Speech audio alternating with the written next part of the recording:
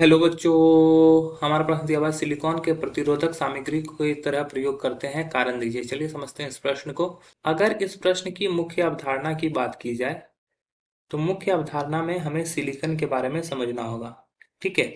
Silicon silicon silicon जो होता है समूह 14 का तत्व है। ठीक है। सिलिकॉन क्या है? समूह 14 का तत्व है। समूह 14 का तत्व है और इसका परमाणु संख्या भी जो होता है वो कितना होता है? परमाणु संख्या भी हमारा 14 होता है। ठीक है। परमाणु संख्या जो होता है 14 होता है। अगर इलेक्ट्रॉनिक विन्यास की बात करें तो इलेक्ट्रॉनिक विन्यास होता है 1s2, 2s2, 2p6, 3s2 और 3p2।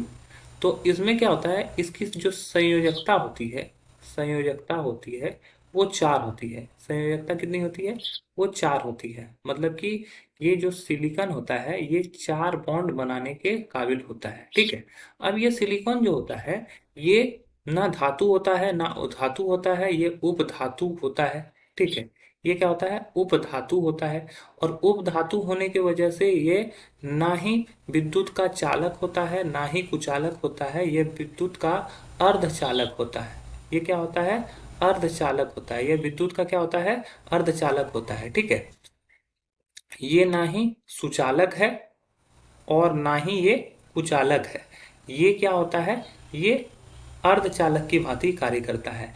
अगर हम लोग सामान्य ताप रखेंगे तो वो कुचालक की भांति भी कार्य करेगा, और अगर हम लोग बहुत हाई टेम्परेचर रखेंगे तो वहां पर वो चालक की तरह कार्य कर लेगा या सुचालक की तरह कार्य करेगा। ठीक है। तो उच्च ताप पर ये ऐसा होगा। तो इसकी वजह से सामान्य ताप पर इसको हम लोग क्या करते हैं? प्रतिरोधक के रूप में इस्तेमाल कर सकते हैं। प्रतिरोधक का कार्य ही क्या है कि वो हमारे इलेक्ट्रॉनों को क्या करता है, मतलब कि हमारे करंट को चलने से रोकता है। ठीक है।